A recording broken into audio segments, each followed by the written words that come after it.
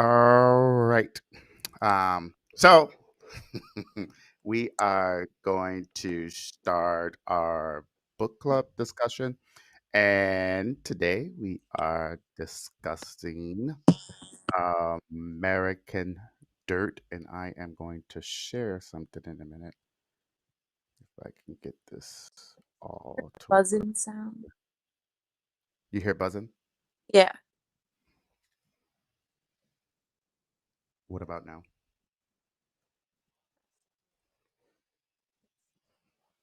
Hold up. I'm like, it's my breathing. It's your mic. Anyone else or no? No, I think I hear like a fan, not a buzz. But that's the Started computer. when you went live. What about now? Oh, wow, we're so professional. Does she? Can she hear? Joycey, Yeah. you still hear the buzzing? Okay. So let's start with shit. One day.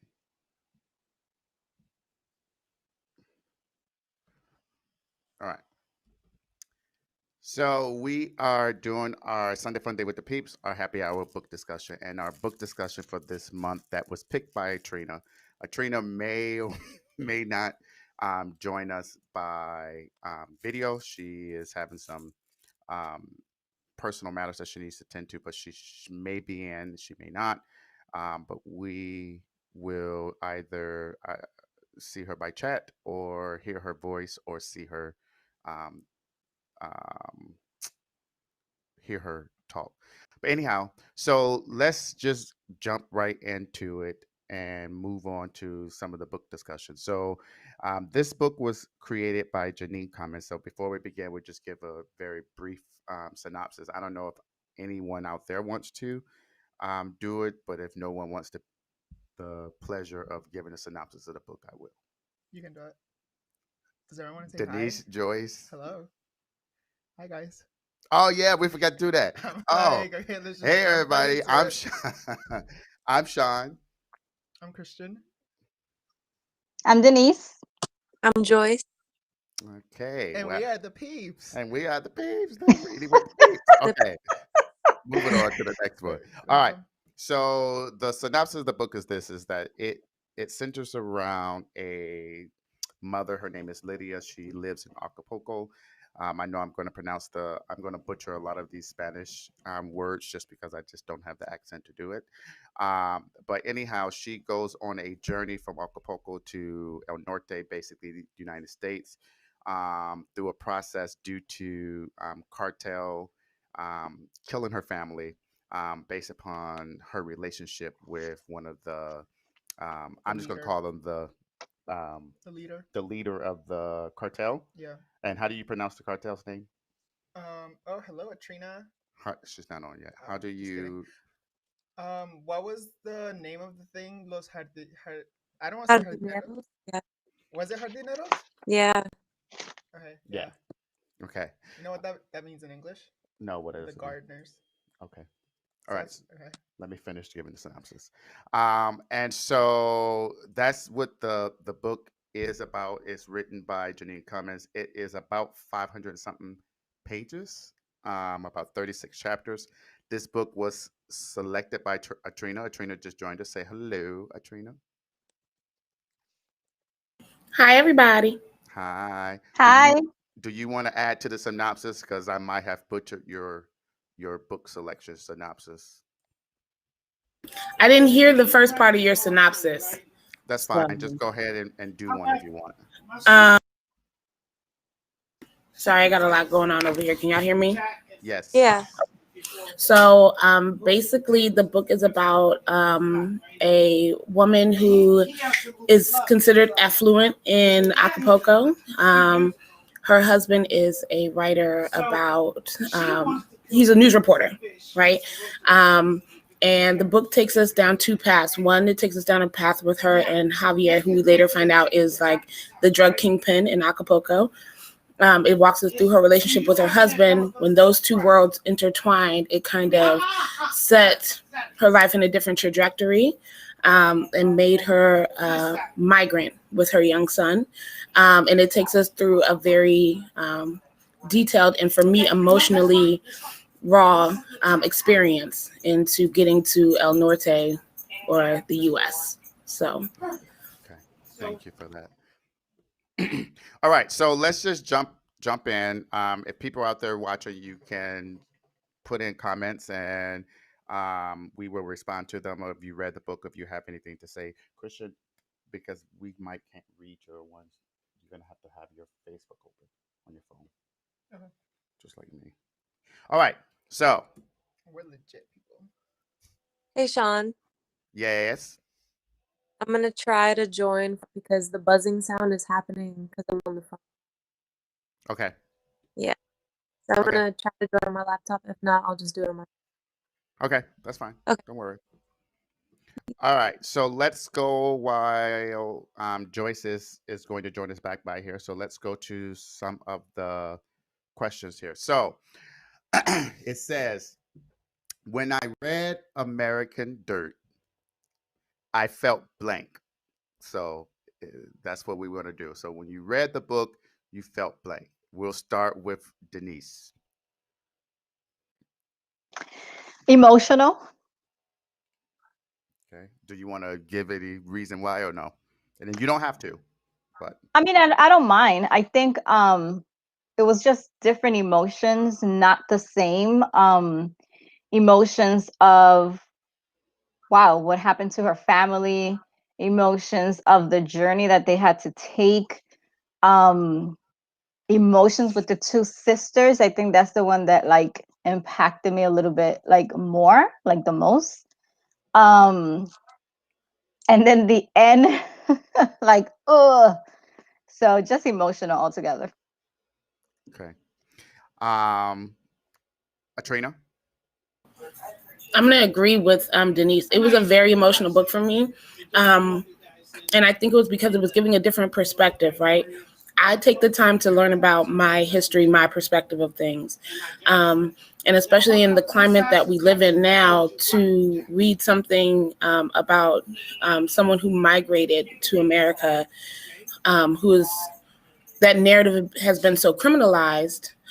It was very emotional for me, and it made it human on many different levels, with Lydia and her son, with the two sisters who really, I mean, they tugged on my heartstrings.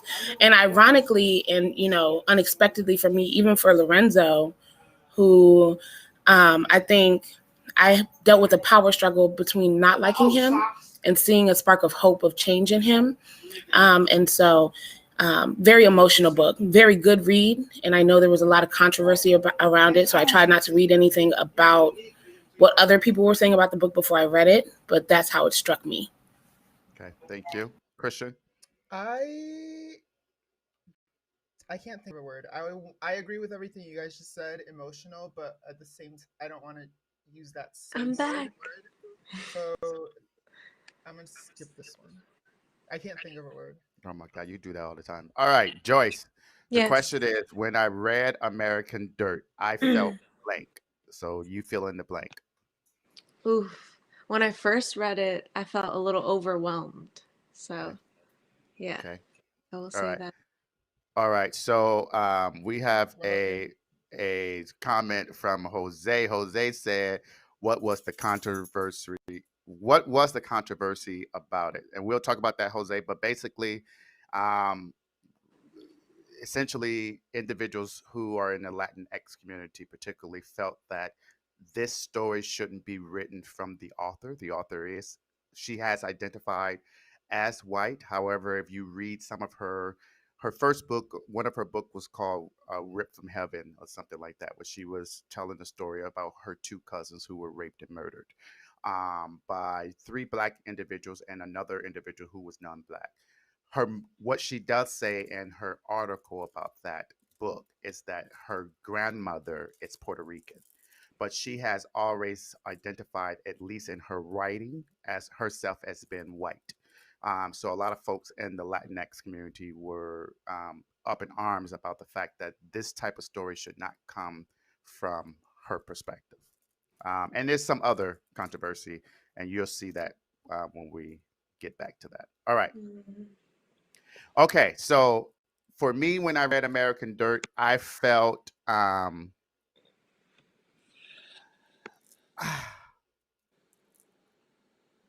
I felt torn. Torn because I didn't know about the controversy prior to reading the book. But in reading the book and just based upon me doing my own independent research, I felt that there was too much detail and time spent on some aspects of the book, or like the violence, and then other issues in the book that I felt were stereotypical just for me reading it. But I also liked the storyline and the book, so I was torn. So I'm going to say that. All right, next question here.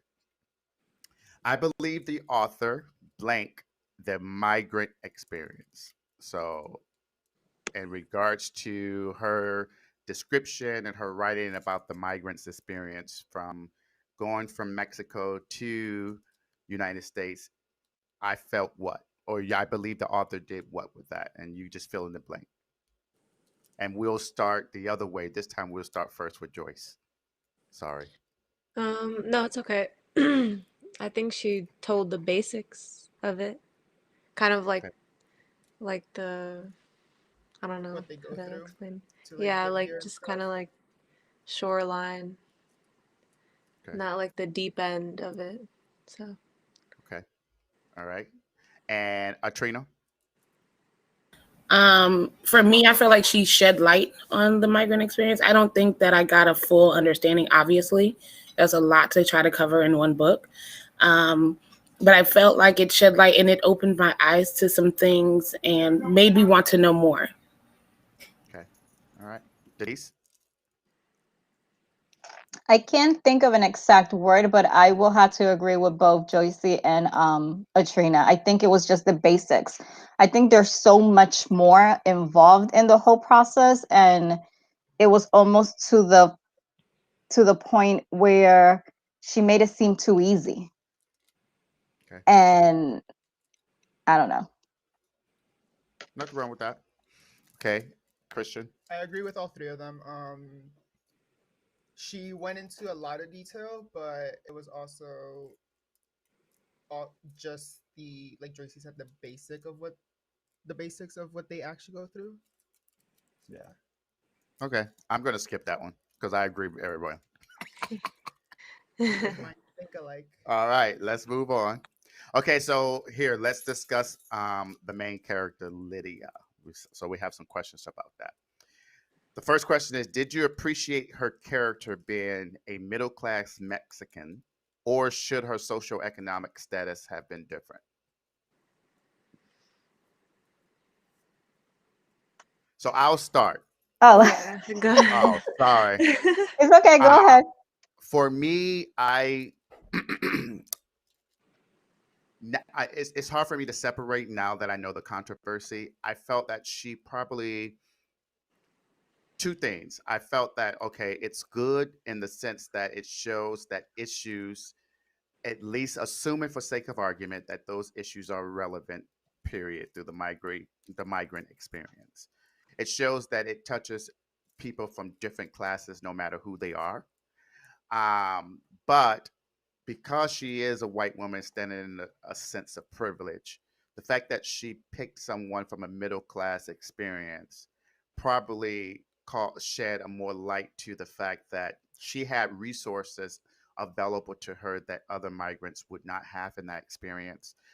And so I think it kind of whitewashed the experience of traveling from Mexico to United States, if that makes sense. Yeah. So I was just kind of torn about that. Sorry, Denise, you're about to jump in before me.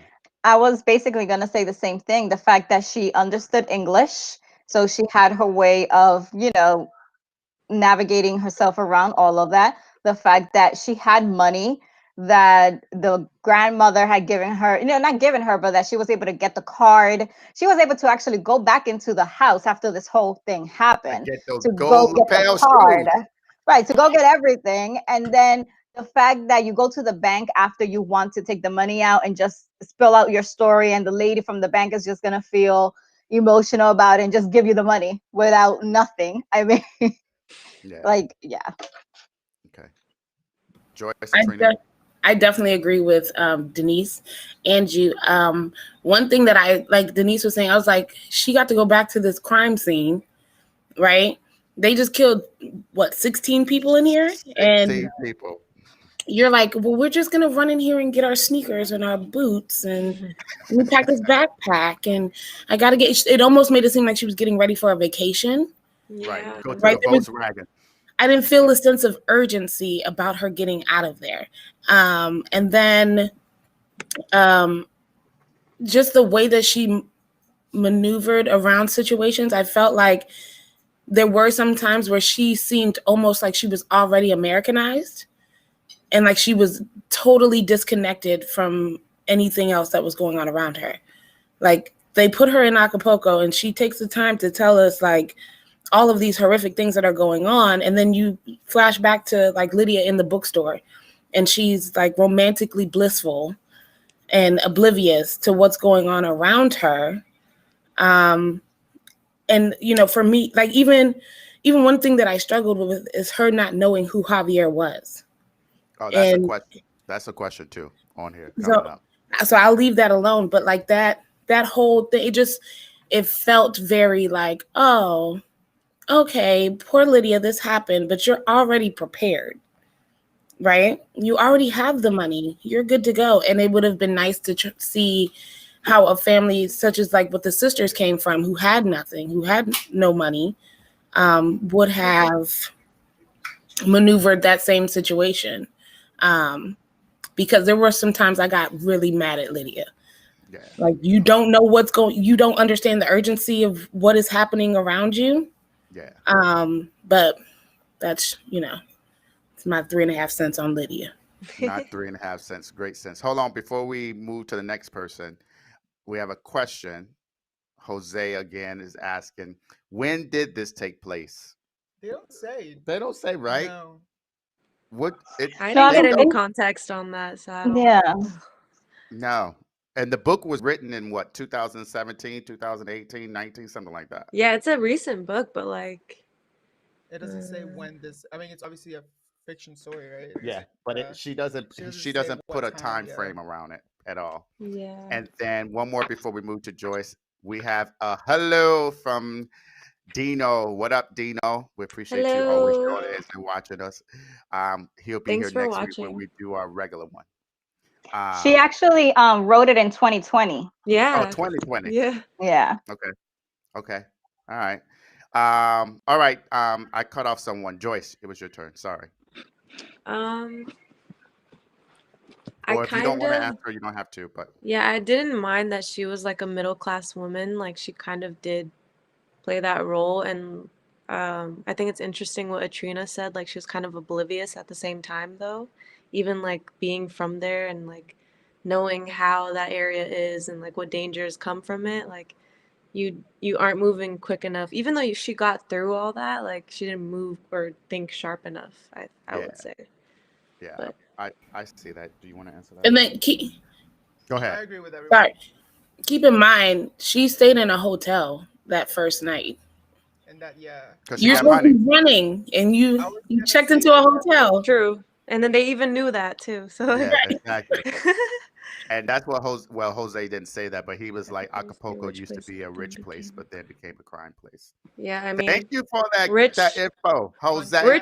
rich and crime come together sometimes. Exactly. All right. Let me do it this way when we do the question, just so I can make it a little bigger for people, and then I'll go back. Look at we are official. Look at this. All right. Let's move to the next one. It says, when I first encountered Lydia in the book, I felt blank for or about her.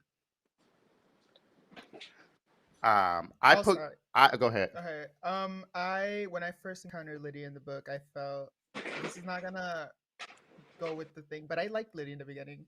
I thought that she was a good mom. Like she educated her son well. He knew English too, and that was important to her. Even though he didn't learn how to talk until he was 4. Um, There might be some trauma there, but go ahead. but no, I liked her. Okay. Anyone else want to take that? I I'll had just no say emotions for her. Yeah. she annoyed me from the Yeah, beginning to the sometimes. end. So, Why? huh? Why? From the beginning because I just felt she was emblematic of individuals who are privileged because the reality is in Acapulco she was a privileged I woman. thought she was rich at first. Yeah, she was Cause privileged. yeah, At least there, she knew and understood that crime was an issue. She was talking about tourism and all that with her husband. She understood who her husband was. What happened? Okay, sorry. Did you?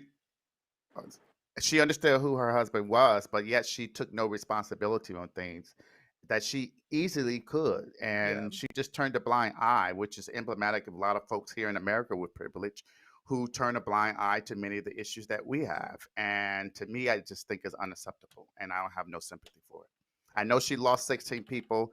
Yes, I'll let her grieve, but she still don't get a reprieve from me. All right. Yeah, she got on my nerve. Yeah. I'm not even going to lie about it. She got on my nerve, and the reason why she got on my nerve is, and I mean throughout the whole book. When I first met her, I was like, first I was trying to figure out what was going on, right? Because for me, reading the beginning of the book was so chaotic, and I think that was like trying to set the stage for what had just happened. Because I was like, well, why are they in the bathroom? Who got shot? Who's shooting up the birthday party? What's going on? And then as you find out more about what happened and her connection with Javier, and like even the way that she would talk to her husband about stuff that was going on, I felt like she put no weight to the reality of the world around her. Like as long as she had her bookstore, she was fine. She could just be a blissful idiot. I don't think she was a dumb woman, but just the way that she responded and reacted in a lot of these situations. Um, I don't know. I never really jived with Lydia. I never really jived with her at all. There were other characters that were saving graces along the way. Okay. Um, we will when Joyce come back. We'll come back to her. Okay. And so let's move to the next one. Wait, Denise, do you have anything to say about it? She said she ain't felt no way. Yeah, I Oh, didn't feel nothing really. She said she could go and jump off a cliff. Joyce, did you want to answer that, or you want to move to the next one? I'll move on. Are you sure? Yeah, yeah. Okay. Because that was like kind of just, I just felt no way yet when I first encountered her. So, Okay. yeah. All right. So the next one is by the end of the book, I felt blank about her. I didn't like the ending, so I didn't feel any way about her. I would say I hated her more. And the reason being is, let me just say this. Sorry. This is just going back to her privilege, her sense of privilege. And I didn't like the way she took advantage of individuals who understood the system. And she, as a mother, particularly the thing that really bothered me was Beto when he didn't have a coat and he actually paid the extra money that she needed for the coyote. And but for him going in his pocket, this is a 10-year-old boy from Tijuana, but for him going into his pocket to pull out $372 that she was short, she wouldn't be able to take the track. And her son, who is also the same age as this boy, is looking at her like, "Mom, we need to get him a jacket." And instead of her even opening her mouth as a mother, as the only mother in that group at that point of time with a young child with her, opening her mouth to say, "Does anyone have a jacket?" She just stayed quiet. And it really irritated me. And she was going to leave Rebecca and Soledad, who was the only reason she understood how to get on Yeah, La they helped her. Bestia. Yeah, Like, but for them, she wouldn't be able to get on the I train. know they Eh, helped her out through all that. Yeah, and she was going to leave them. Once again, the saving grace was her 10-year-old Luca. So it was so annoying. And Dino said that I'm so hateful, but yes, I despise her. All right, sorry. And Luca was actually 8. 8, yeah. So that's even worse. Yeah. Sorry. Anyone else? I still felt nothing.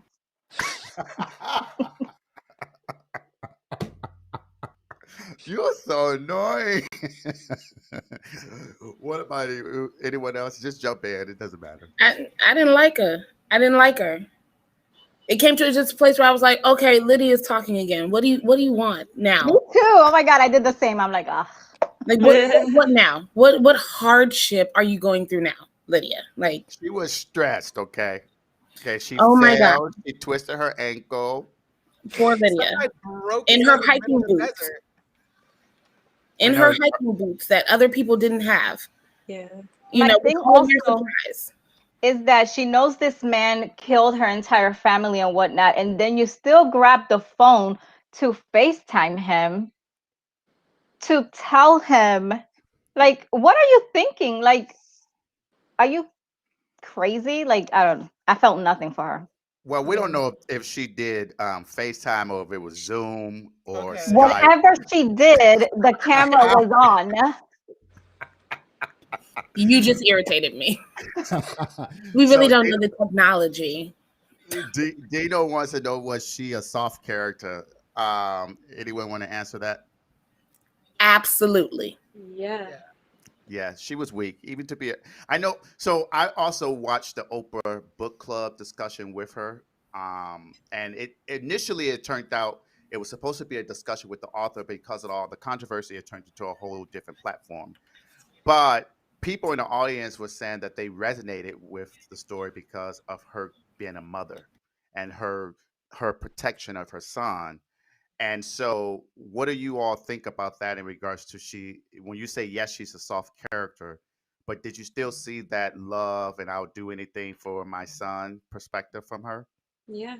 Definitely. She guided them through all of that in the beginning. Like, Yeah. She was an all right mom. And this is why I say all right.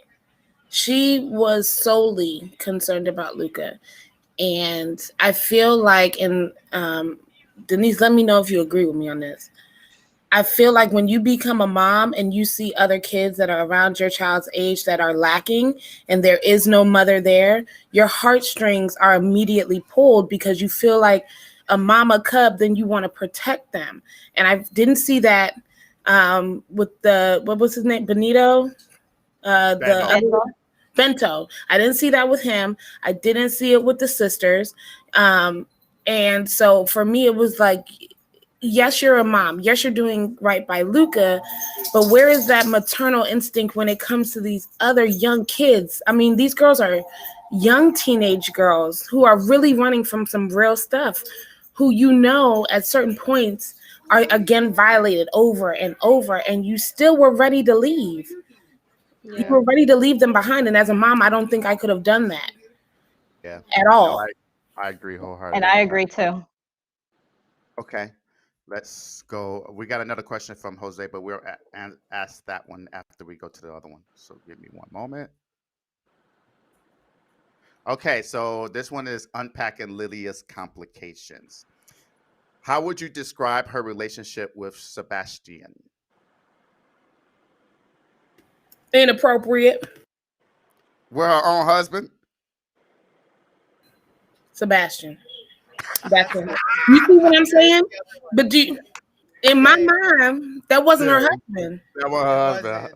Yeah. There were more lovable scenes with her and with Javier than there was with her husband, and she was still like worried about Javier at the end of it.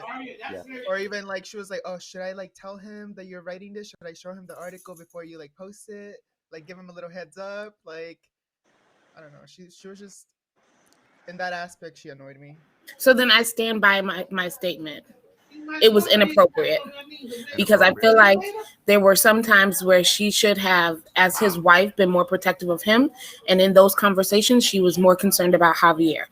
And as a wife, I think she stepped way outside of her bounds.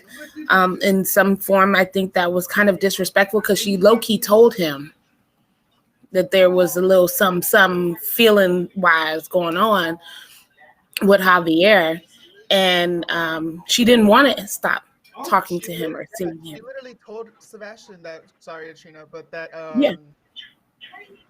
Javier was in love with her. I'm just like, how do you just say that to your husband Yeah. and then continue to have a relationship with this person? Yeah. Yeah. Nah, yeah. I don't know. Anyone else? I didn't feel a sense of grief for him either, for real. I feel like she was putting the he was a good man label on him. Yeah. Yeah, maybe she felt like I don't know. Part of the things, and this goes with the author, and so it was difficult to really unpack that because we didn't understand how their relationship began. We saw that little glimpse of the discussion when they went to the wine after he was talking about the article or something, and they went out for wine in the midday, and they started making love when they got home. It made it seem like they were in love, but then it also didn't make it wasn't clear whether or not that was the type of relationship where, because he was a good provider, she felt that what else does she need, and so she stayed in that relationship. And the author, and one of my critiques of the author is she spent a lot of detail on a lot of bullshit that didn't matter in that book, and it just prolonged chapters, and she didn't spend details developing some of these important aspects, particularly in regards to that relationship with Sebastian and Lydia, because that's the whole impetus for why bullets were flying everywhere from the beginning, right? And so I just felt like she didn't do a good job with that, but whatever. That's me. All right.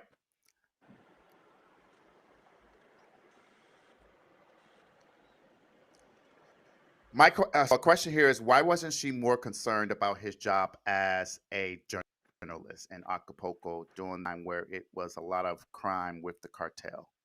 Or maybe you felt that she did. Anyone want to answer that? I'll put it back up. Sorry. I think they were aware of his job and stuff because she mentioned that whenever he would write something, they'd have to go and stay in hotels for a few days just to make sure that their house was okay. um but with this last one, I don't know what if they did that or not, when he wrote No, the they article didn't. about Javier. Remember, she said everything was gonna be good. He loves me. Go ahead and print it, Oh boo. yeah. Hit the print button. The article. Okay. Yeah. Anyone else want to say anything on that one?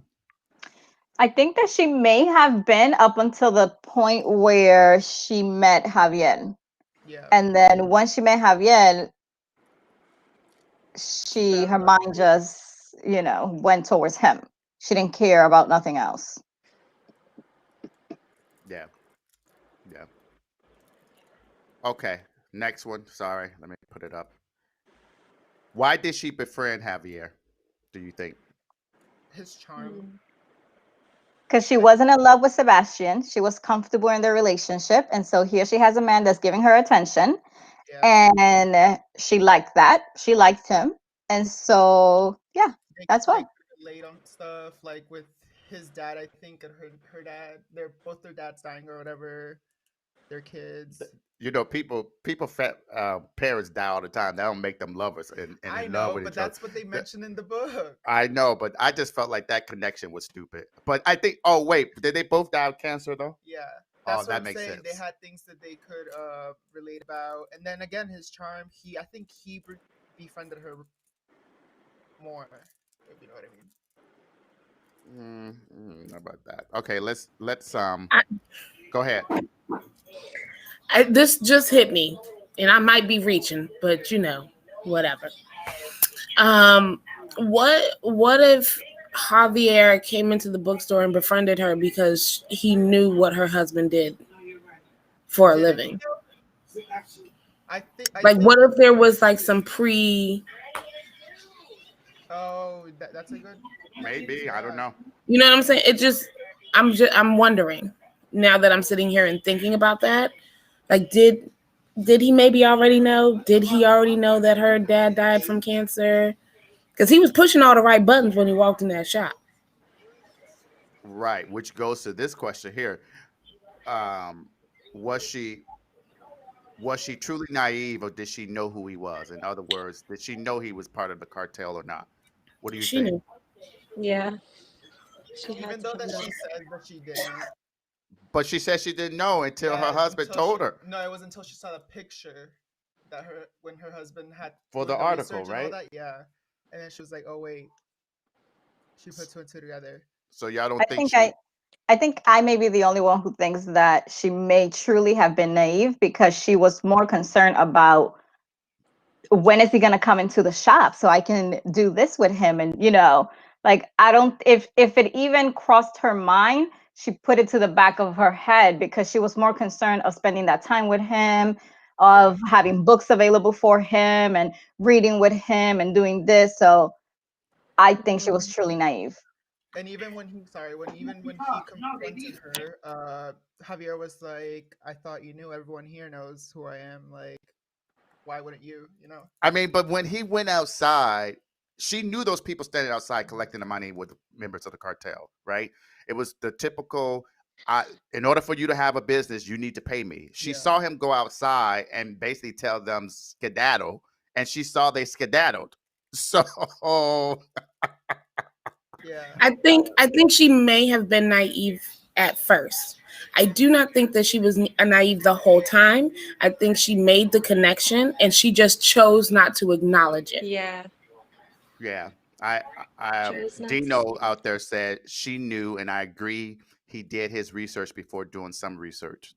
Um, yeah, I think she was just full of baloney. I don't think she was naive. I think she was just turning a blind eye to it because it was comfortable for her because she was getting something from someone that she wasn't getting at home. Personally, I'm not talking about sex. I'm just talking about the attention. And the books and the poems and the like. Why would he write a poem about her? Like this is just random BS. Like it just makes no sense. But whatever. I have a question. Are you going to answer Jose's question?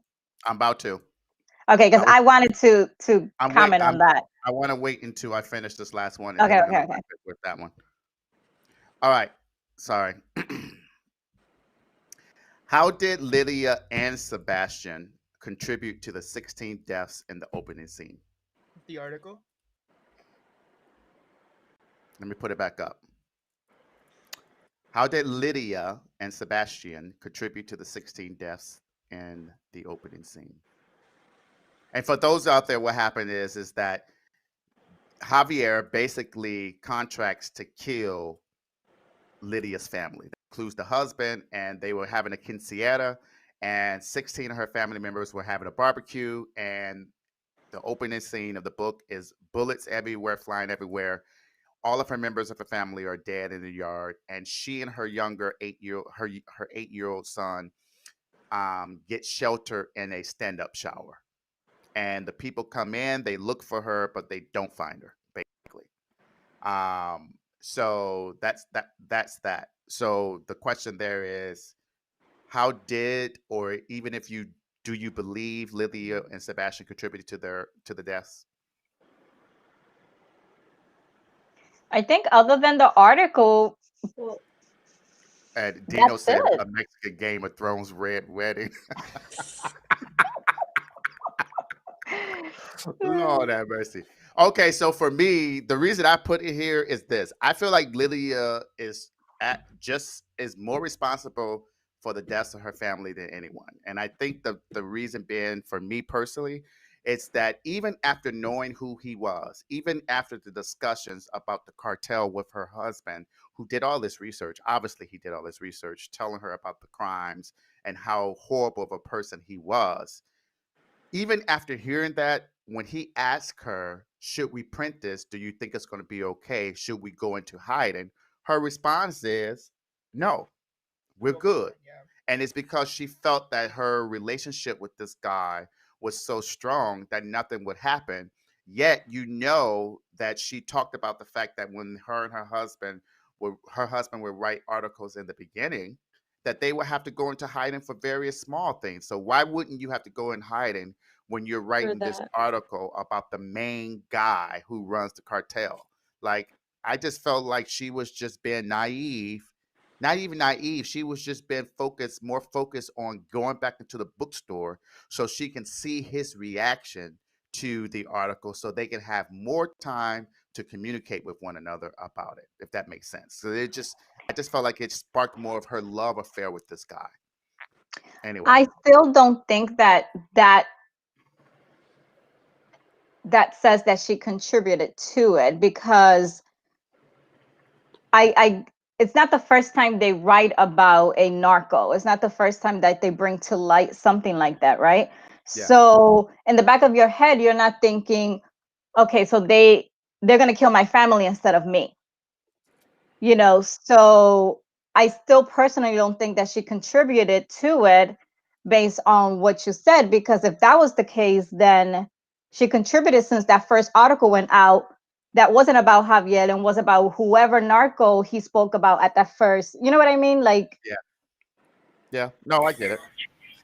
There's one piece that I think is pivotal for me and why I say that both of them contributed to the 16 deaths.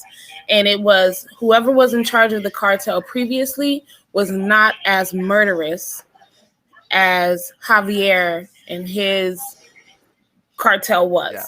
That was something that they made very evident. He did not care. And in order to gain his position, he shed a lot of blood in a very public way. Yeah. And so I hold Sebastian accountable for deferring to her because of her inappropriate relationship with Javier and not following his normal protocol, especially when it's an article that is this big, right? Because what they were saying was that first article, this was the first article where someone actually named him publicly and put it out there for everyone to see and know.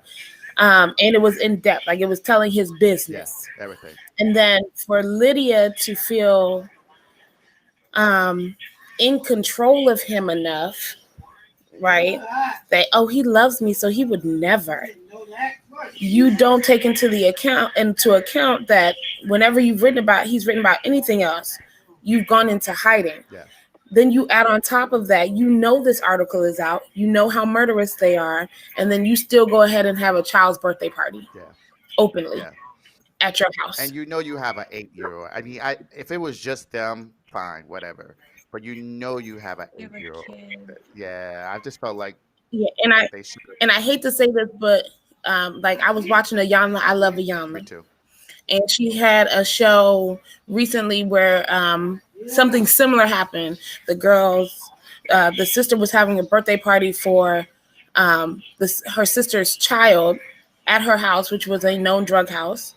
And while her boyfriend wasn't there, some guys came in and took out everyone in the house. Yeah. Tried to take everyone out. And one of the things that was said was, you knew your house was a hotspot. Regardless. Yeah. Even if you were trying to do the right thing and trying to live a normal life, you knew your house was a hotspot. And in my mind, I just can't see how they pushed aside the fact that you just put out this huge article and you don't see yourself as a target, because you've seen yourself as a target for far less. Yeah.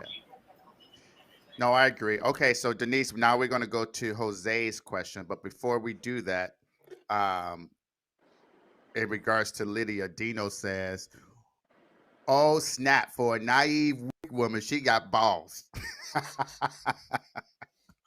All right. Sorry, I thought that was funny. All right, moving on to Jose. So Jose says, so why would someone write about a privileged, non-likable migrant? What's her role? Anybody want to take that? Denise.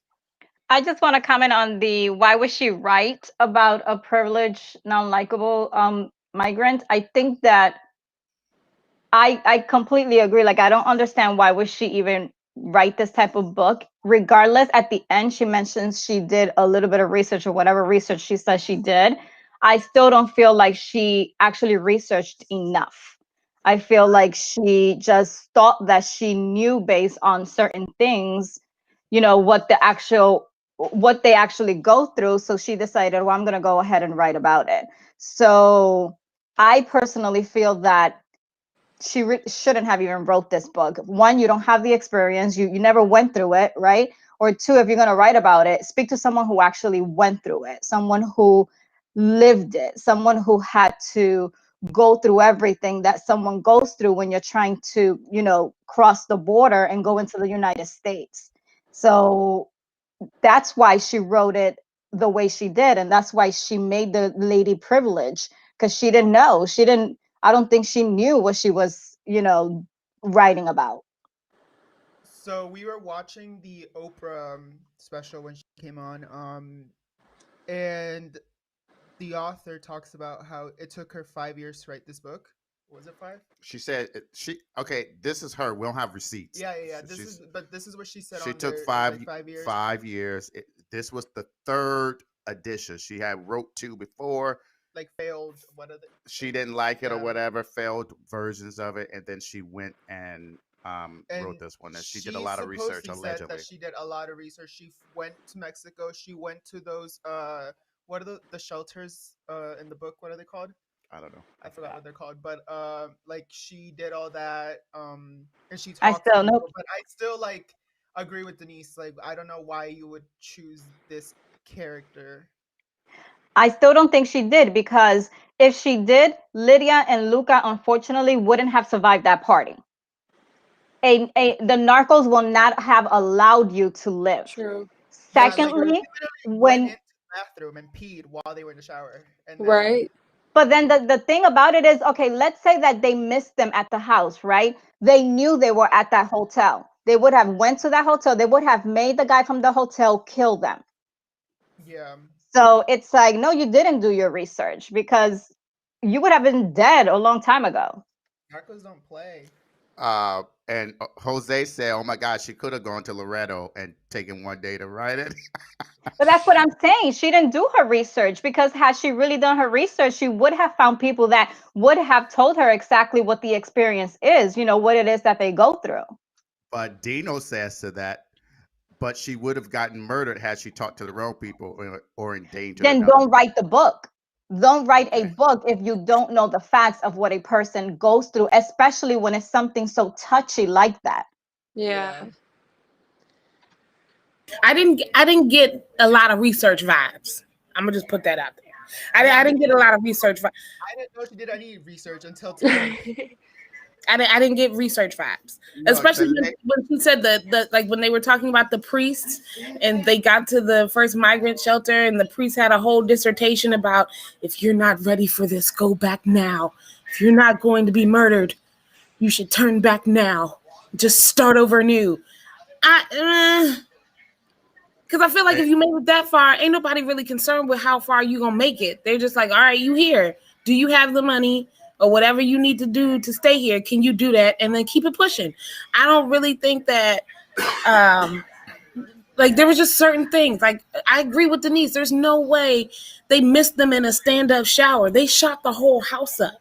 Exactly. I mean, it could have been 16 people. It could have been a stone shower though. And then they stopped to eat the chicken. Seriously? And they still didn't find you? And they hadn't found you yet, because in my mind, if you've been contracted by the cartel to take this whole family out, let you come back, and the two main targets that you were supposed to get, you don't get them alive. Yep. Okay, fine. We're gonna kill you. Trina, by popular demand. What's up? Tracy, you've been summoned. Jose, I want to hear what Joyce has to say. She's been quiet. Wow. Okay, Jose. All right, so we're gonna move to the next one, and then we're gonna let Joyce talk on that one. Okay. How about that? In other words, Jose said, "Y'all need to shut up and move on to Joyce." All right, all right. What? Here we Not go. about me. Let's talk about the cartel. Mm. All right. So the question is, the opening scene opens with bullets flying everywhere. What was your reaction to such violence in the opening scene? With the book, I was it caught me by surprise, pretty much. Like, it was just like, whoa, like there's so much happening in the first couple of pages. Like, I just wanted to keep reading and see where it went. But yeah, like coming to that point where Lydia and Lucas are in the shower and they survive that, it just seemed so surreal. Like, it was like, how did you guys like survive that? You know? Yeah. But I mean, I've watched a lot of shows where it has these type of scenarios, so it's not like too out of the ordinary. I mean, maybe that's why she did her research. She would watch the same show she watched. Right. Let me stop playing. All right. Given they were in Acapulco, is that how you pronounce it? Acapulco. Did Acapulco. do you think stereotypes played a role in your reaction to the opening scene? Mm,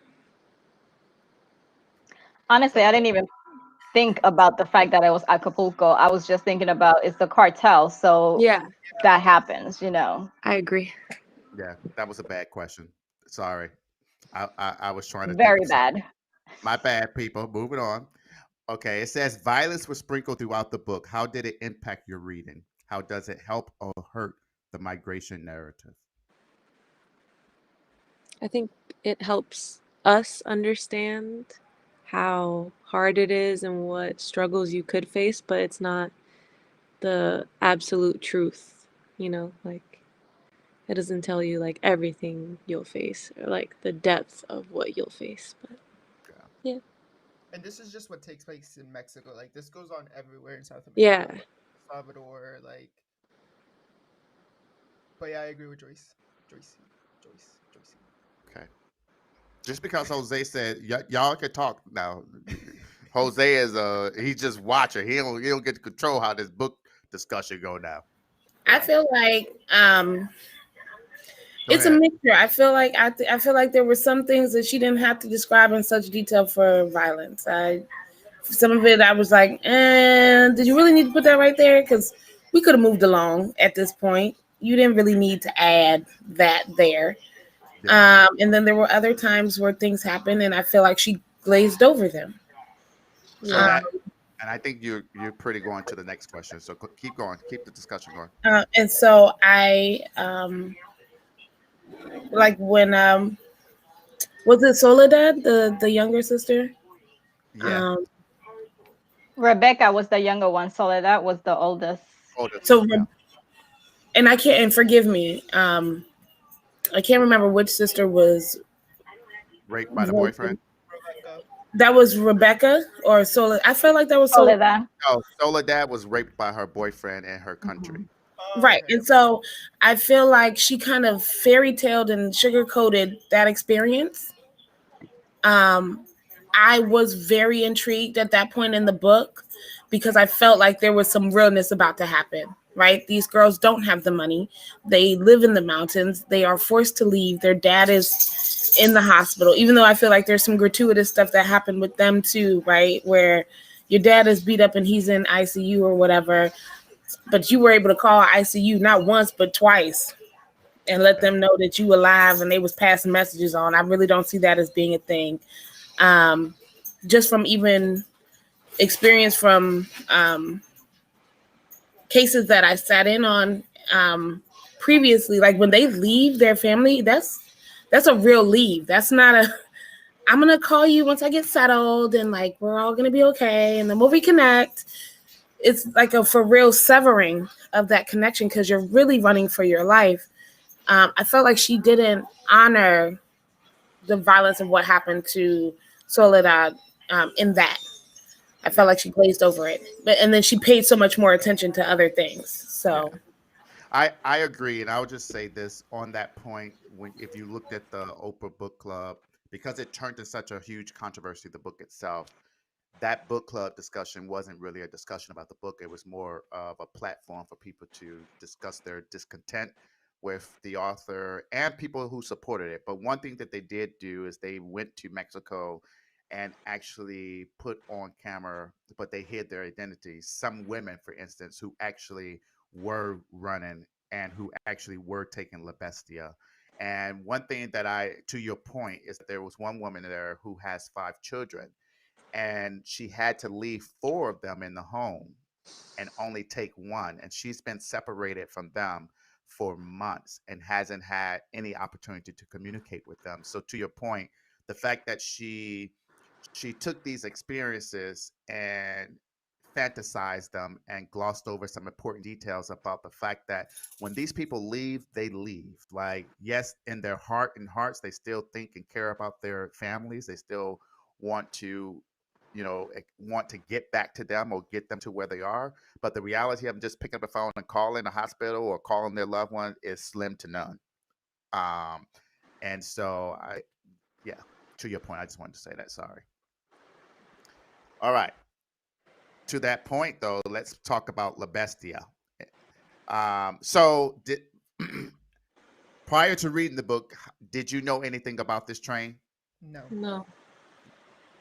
So, me either. And it's actually a real train. And I actually went and watched a documentary after reading it. And you literally see people on top of this, packed on this train. And just so for people out there, the train itself is really a train that transports goods from South America to the United States. So that's what this train is, and it moves consistently, moving goods, and people get on this train um, as a way to try to speed up their trek of going from Mexico or wherever they're coming from to try to get from the north to the north. So that was pretty pretty different. Whatever. All right. There are So pictures online that show you the train and them on top of the train as well. yeah, Because I Googled it. Yeah. and it's dangerous. I mean, Yeah. just looking at it, it's like hella dangerous.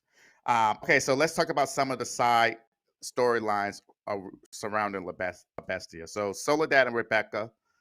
Anybody want to talk about that at all? Their So story. I had well, not specifically with the story, with the author, because I had an issue with her every time they talked about Soledad, mentioning how beautiful she was. Mhm. We got it. We got it at the beginning that she was beautiful and that she may have been a target because her beauty would have been, something that men would want to take advantage of or whatnot. But I don't think that they really went deep into the story. It was just more of this happened and this is why they in the journey with Lydia, and that was it. Yeah. Before we move on, Joyce was having some technical difficulties, and then her phone kept having that buzzing thing. Yeah. So she's fixing her computer, and then she might join again. That's fine. She just wanted me to let you know. Thank you. We got you, boo boo. So I agree with that too. And the one issue that I really have with the whole beauty thing is that it takes away from things that people actually experience. I don't think I've read some things where individuals are raped, abused, and I don't think it's necessarily tailored or tethered to one's beauty. I think there are a lot of things that happen in regards to that. It's a power issue. It is an attempt just to frighten and fear individuals. It is just individuals just are horrible human beings, and they feel like they can do what they want whenever they want when they see someone who's vulnerable. And I felt like that focusing on the beauty, the author focusing on the beauty of Soledad is just stereotypical bullshit. Mhm. And it is commonplace, I think, particularly back in the day. Sorry, this is just from a legal perspective. Rape used to not be rape. And so, in the sense of, it wasn't just no means no, it was, in order for it to be rape here in America, particularly, a woman had to fight the point that she almost lost her life in order for it to be raped. And so that is kind of, I just felt like it was showing short shrift to that aspect of it. So it really bothered me from that perspective. And I agree with you because at the end, even Rebecca, that they don't mention that she's beautiful, right? They just mention that she's just her sister or whatnot, has to go through it too, because it implies that something happened to her when those men took them because of how they returned. They had bruises, their clothes were. So the beauty didn't really matter at the end of the day. Is the fact that these are young women and these men have the power and they were going to use that power regardless if they were beautiful or not. but it's like, and everything she mentioned it. Even with Beto, a 10-year-old is gonna talk about how beautiful you are. I Like, know. no.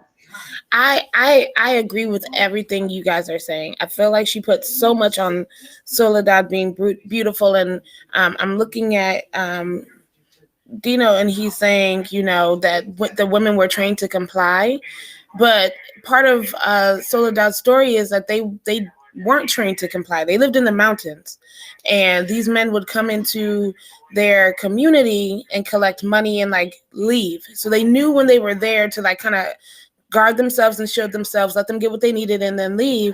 But she was found in a position where someone saw her, and because of this great beauty, that he took her and wanted her to be his woman, essentially.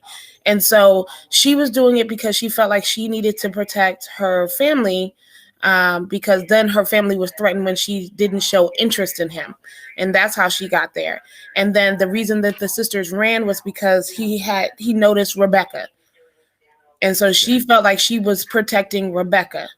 Um, and so just continuously talking about how beautiful she was. I don't think that they talk about, she has so many other things she could have talked about. This girl is repeatedly traumatized over and over again. That wound never gets to heal because, we see that she was raped clearly by this cartel member. They run. While she's on the run, she finds out she's pregnant, right, with a baby that she doesn't want, which at her age, with the amount of trauma that she's already gone through, and she's on the run, I can't imagine where her mind was at. I can't imagine how she was processing or even having the wherewithal to keep going.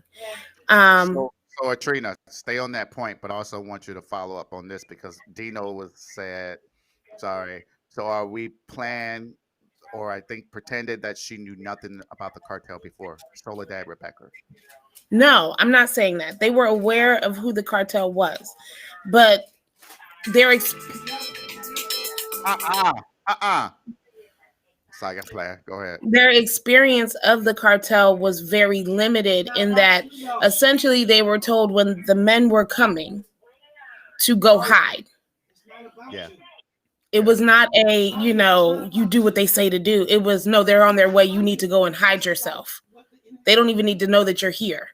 And so then to be thrown into it, she was not used to that world. And And I feel like she left so much out of those two girls' experience when they didn't have the money and they were raped. You could have spent so much more time on that than you did sitting there talking with Lydia and the whoever the chief, the sheriff, police officer was, getting the money. You could have just said he figured out she had money, she was bartering herself, and then talk about what happened to those girls. okay, Because I think but that would have added more realistic value to the story of what those girls went through to get here. so what about this? Anyone? Jose said, was she using her beauty, the author, to show that it was dangerous to put her in? It was dangerous to put her in danger. What? It was dangerous to put. In other words, was she using the? Was the? I think what he's trying to say, okay, is that Jose is. And correct me if I'm wrong. Was the author using Soledad's beauty to say that in and of itself would put her in danger? Well, I'm going to defend our friend Jose because he did ask the question correctly. I think you just read it incorrectly. But Oh, what I was it? Was she using her beauty to show that it was dangerous to put her in danger? Yeah, okay. Well, defend that because I don't understand that question. I think that may have been her initial intention, right? But if that was the case, then why did Rebecca also end up having to go through the whole thing as well? Like, no, I don't think that she was trying to use the beauty to show that Soledad was going to be in danger because how beautiful she was. I honestly don't understand even why she kept mentioning how beautiful she was. Like, we don't care how beautiful she was. Like, Oh, it was dangerous to put her danger through the trip to put her danger It through the was trip. dangerous to put her I don't know what he's trying to say, but no, I know what he's trying to say, and I do agree with Denise too. Okay, we understand you, Jose. Power to the people. All right, all right. So let's go to this one. Sorry, I we don't have to pick all of these. That's Wait, fine. I still have something to say about Rebecca though. Go ahead. Because I also had an issue with how she kind of made it seem. I had an issue with how she made the relationship with Luca and Rebecca. Like she kind of made it like this is a an 8-year-old that is having feelings for a 14-year-old. Like I had an issue with that.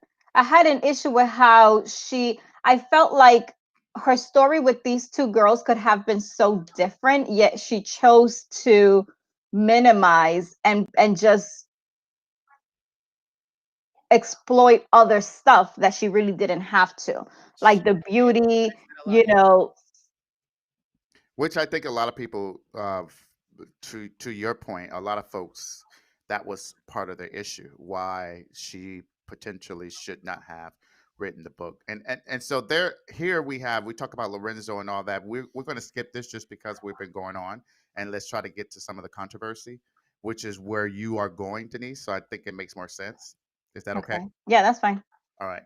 Um, and so here it has. So this is the author. The author wrote and her afterwards, she said, I was worried that as a non-immigrant and non-Mexican, I had no business writing a book set almost entirely in Mexico, set entirely among immigrants. I wish someone slightly browner than me would write it. That's one thing that I didn't like when because I saw she used that word a lot, browner. Yeah, when she was talking about the girls, about the skin color of the girls against her skin color, or who somebody's skin color. Like she Like in the kept mentioning that, and she's right. She had no business writing this book. I'm but sorry. yeah, no, and I'm like, why? That's so like stereotypical. It's like, oh, like, are you saying that all Mexicans are like dark skin, like, or because she even said it when she was in the on the Oprah show, um, and I'm like, why use that term? But I think she was making Soledad and Rebecca darker than her because remember they were Indians. Yeah, yeah. Yeah, exactly. So it was like you kept mentioning their skin color. What does it matter? Like Yeah. I feel like you are right. You had no business writing this book, regardless if it's fiction or not, if you didn't do the proper research. It's like me wanting to write a book about, the struggle that African Americans go through when I don't know personally because I've never experienced it. Yeah. Yeah. But I even think the statement that she makes is like so. To me, I was offended when I read this statement, right? Because you're telling yourself already that you're wrong for writing this book. I'm a non-immigrant. I'm non-Mexican. I'm writing a book about that's entirely set in Mexico. That's entirely among immigrants. Both things I know nothing about, and I wish somebody with slightly browner skin than me would have wrote it. So what you saying, light skin? Because light skin black is slightly browner. I still don't know. My complexion is browner than yours. I still don't know that experience. And see that for me, that speaks to her privilege because it goes to the concept of it's. I think what she should have said, if I was wordsmithing this, is that what she should have said instead of saying someone's, and what she says on owner or Oprah was that it was a clumsy use of words. But that just speaks to her privilege because it's the concept that, oh, if a darker person wrote this, right, they would know because they're darker. But that's also catapulting a group of individuals as monolithic. Everyone who's Hispanic or who's Mexican, that's not their experience. That's not their story, and they too may not feel as if they have the wherewithal to do it. I think that it needs to be someone who fully understands, for instance, the plight. And so, if you understand the plight, then yes, then that's something that you should speak on because you have experience and knowledge. I don't think your skin color necessarily is important, and I think that's what Jose is saying. It's not about her color because the color doesn't matter if it is is not about not having lived it. It's about not having lived it. Exactly. She doesn't know. She doesn't know. Is writing about And something she knows exactly. nothing about. And it's like it's not. Oh, I wish someone slightly brown or someone that actually went through it and knows what they're talking about should have written it, and not you. Yeah. I mean that's like someone who took African American history course in high school. All And of they a think they're sudden, an expert. they want to Yeah. go and write a book about the slave process and don't know anything about it. Don't have family who lived it and understood it. It's just whatever. All right, I'm gonna put Trina. I'm gonna put you on mute until you're ready.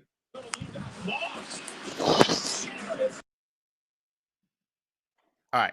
And I don't know if you read that question by Dino, but I agree. I think that she Which one? I don't buy that she knows nothing except go hide. I used to be in knowledge management. I agree. I think that she purposely omitted facts, and that's why I have an issue with the fact that you wrote this book. Like, you don't omit facts when it comes to the struggle that these people have to go through to make it across the border. Like, these people suffer. These people have to go through a lot. Like,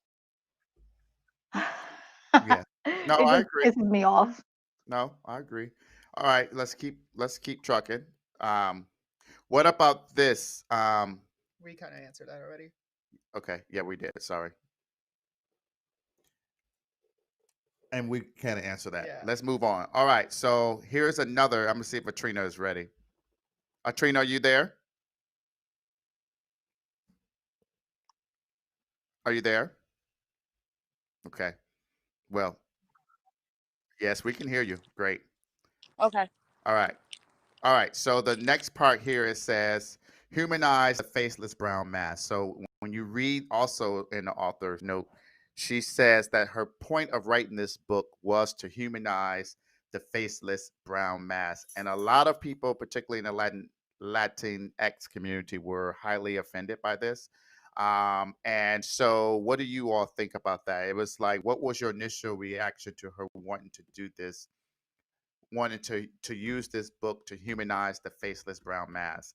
And what she was referencing as the faceless brown mass are those migrants, immigrants, things of that nature, who are taking the trek from their countries to, particularly through Mexico to United States. But did that touch you any kind of way, or did you just like kind of So I didn't ignore it? actually know anything about like the author or anything till you sent the article. I'm gonna skip this question. Okay, Denise, Atrina, anyone? Was that part of? Did she write that in the actual book? It's in the after note. Oh, I didn't read that because I was already pissed. Yeah, I didn't read the epilogue. So I was like, I got to the what is it, epilogue? How you say that? Yeah, The epilogue. yeah, that. And after that, I was like, that's it, because I had issues with and it took me back, and I'm sorry, I'm going out of the question, but it took me back to small great things, right? Here we Yes. have a person that has not gone through any of that, but yet she took the time to research, to speak to people that actually went through it. You know what I mean? To actually write her book. So I kept reading the book and I kept going back to small great things, thinking about, why did this author take the time to research and inform herself of what actually goes on? And this one wants to write about something that is still to this day happening. I mean, to her credit, she said she researched for 5 No, years. you didn't. No, you didn't. No, you didn't. No, Okay. you didn't. Because Uh, I want to see that research. Because no, you didn't. Okay. And so we can skip to that too. All right. So I do want to talk about this. No, I'm sorry. All migrant stories are not the same. At all. No one's stories are the same. Right. Which I think is part of the issue.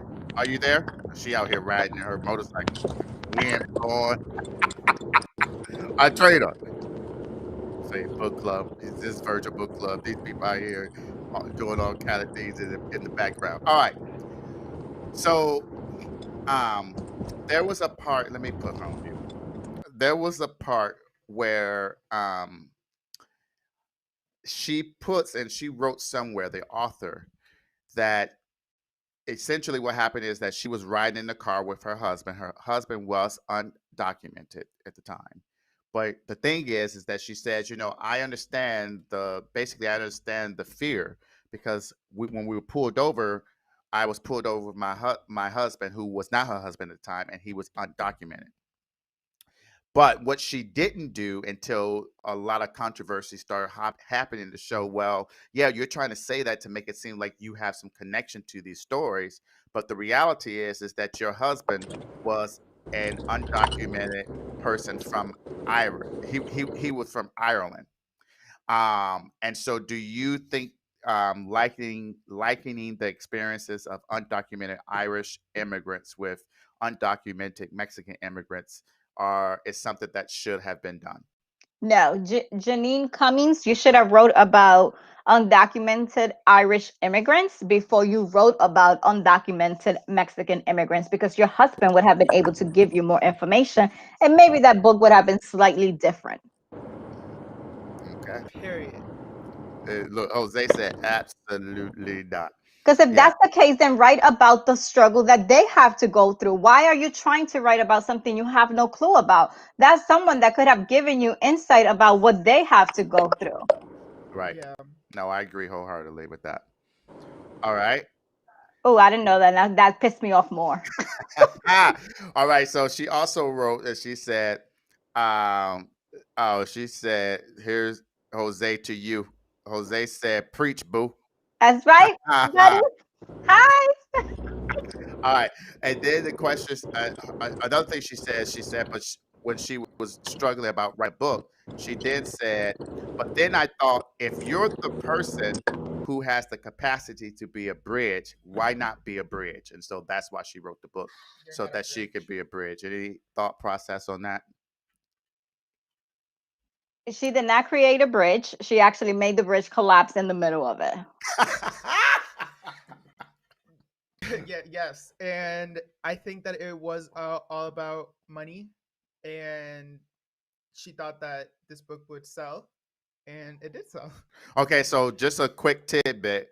So her other book, she has like 4 books. The other books she normally will only get an advance of like $15,000 or $20,000.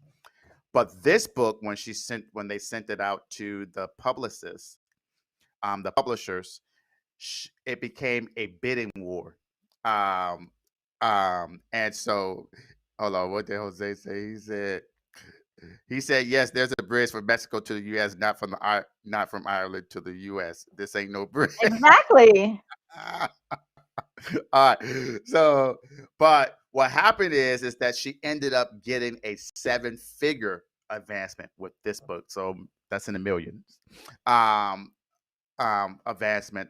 And that was another issue that was brought up, because a lot of people were saying they were offended by this statement, but also they were upset that the publishers don't spend any time trying to publish their books where they have the experience and knowledge base to write about it. And so when they were publishing this book, it was Flatiron Publishing.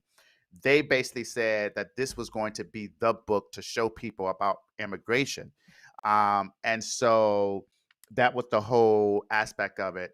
And so I want to go to the last question here. It says, is it Oprah's responsibility to pick more Latinx authors for her book club? Because this was Oprah's book club selection. Or is it the responsibility of the 80% white publisher industry to select more Latinx authors? Or is it both? What do you think? Both. I think it's both.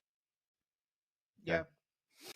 I I definitely agree with the publishers. For Oprah's, I Go ahead.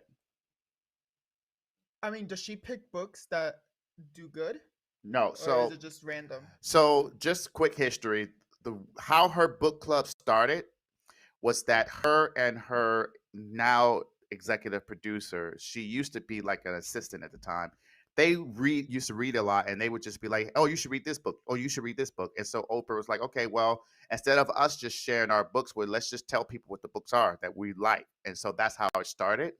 So I don't think it never, it wasn't this whole people at least this is what Oprah said. People thought it was this whole like machine, picking books, but it was just mutually her and her friends discussing books that they read, and this is one of the books that a friend gave to her. But she did say on her show that she is going to do a better job of trying to seek out these types of things because I mean her name does come with power. I think Yeah. when you have Platform. clout in the platform, that comes with responsibility. And so, yeah, I would say it's both. But I do think definitely it's the responsibility of publishers to go out and diversify their catalogs. And that means that you need to diversify the people who write the crap that comes to you, not all crap. And I will also say this: diversity is not the fact that the storyline is based about black and brown I was going people. to say that, yeah. It's the people who are writing it. You are giving them the platform to be able to tell those stories because it would come more from an authentic point of view and an authentic place. I think that's my personal opinion. Yeah, no, I agree with that. I don't know you, Denise, or let me see if Trina's still riding in the wind on her motorcycle. No, I agree. Let's see. Trina, you still in the wind? I'm in the car, so I don't know if you guys are gonna hear me. Well, So we almost I'll towards chime the end. in through chat until I'm not moving. Okay, I hope you're not driving and trying to chat. Okay, she trying to do a disclaimer so the police won't be coming up behind her talking about she out here book club and chatting and riding. All right, we're at the end basically. How did the book open your eyes to the issue of immigration, if at all? I already know about the issue of immigration, and then reading this and then going through all the details with you guys and stuff, it made me. I wouldn't necessarily recommend the book. I know other people would, but I wouldn't.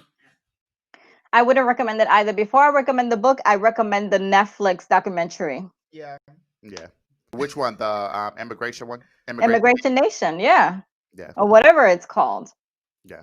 These are people that actually are living it, that are going through it, that, like Atrina mentioned, families that have to leave behind 4 kids and can only bring one and have to live that experience of, crossing with one person.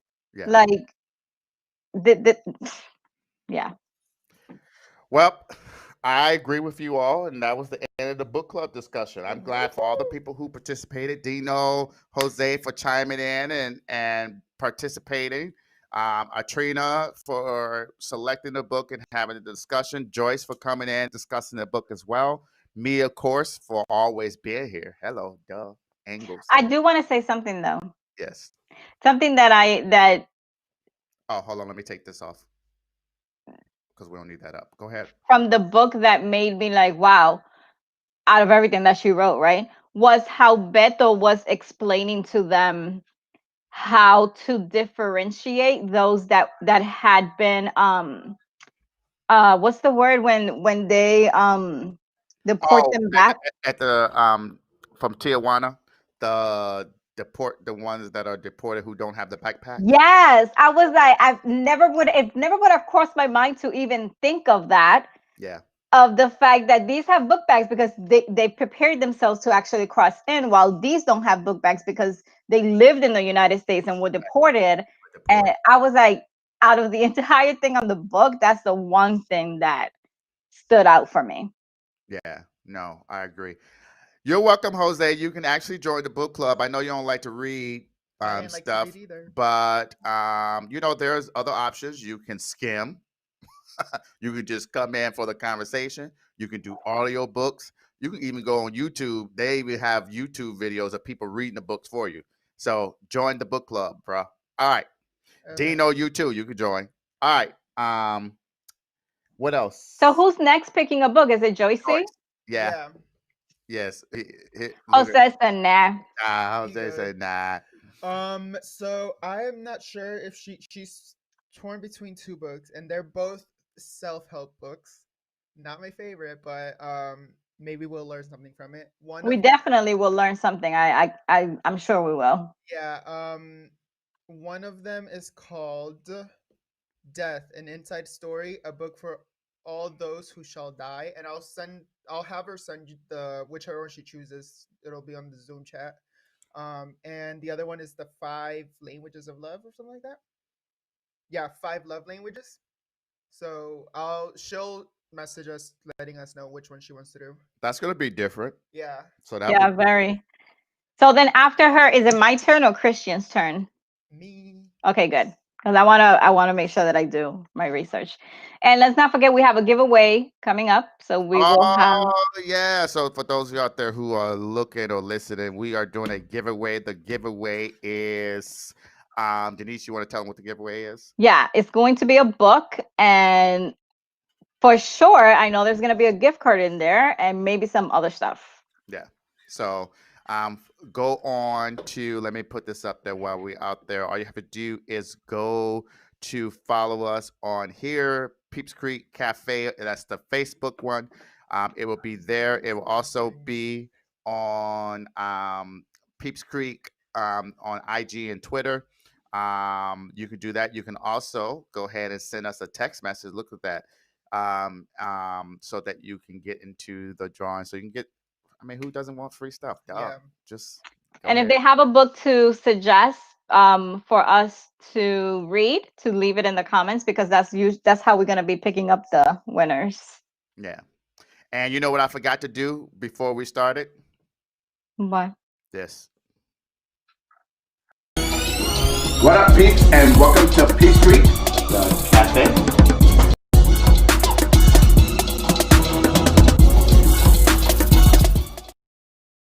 I just wanted to show people that we got a platform where we are progressing over here.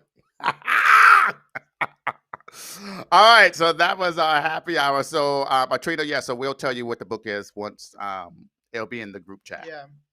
So, I kind of like the audiobook because I could keep, walking around and don't have to like literally have the book right in front of me. You know yeah. what's so funny? I was at my mom's house and she was reading Promised Land. She actually finished it. She did the audiobook. And she was like, I'm so excited for the next one to come out because he broke it down in 2 books. 2 books, yeah. Yeah. She was like, she does, because while she's at work, she listens to it. She's like, this makes time go so fast. He's hilarious. I'm part of the OG. I know. He is so, oh, wait. Thank you, Atrina. Here we go.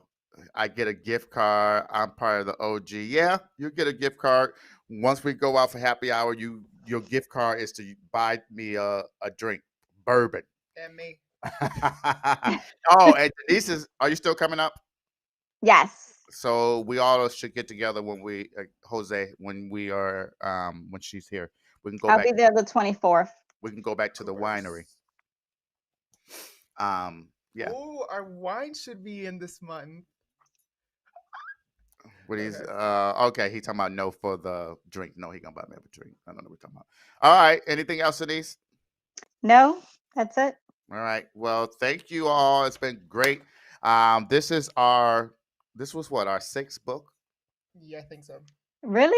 It looks like, to me, it feels like it's been more than 6. Wait, so the first one we Was did, mine. then all of us. Steven's book was which book? The American marriage thing, the marriage. Shop, And then Jennifer with the child Jennifer, abuse. child abuse, and then me with the small Detective. great things. Atrina. Atrina. Yeah, this is 6th book. No, it's 7 because we forgot. The detective one. Who No, protects- that was mine. We forgot Regretta the you? girl that does the eyebrows. Oh my god, I forgot her name. Oh, Fatana, 7. Katana. Yeah. You know why I forgot her name? Because I'm thinking of her Instagram name, Karimi. So Yeah. that's why I was like, wait, Karimi is not her name though. Oh yes, Atrina, I forgot you're in this area too. You're invited. You got to actually come and show up though. You can't be getting in vehicles if we go a happy hour and then try to join us by chat. So yes, you can come out too. Come to the winery. All right, let's end this. Appreciate it. Peace out. Happy All right, bye guys.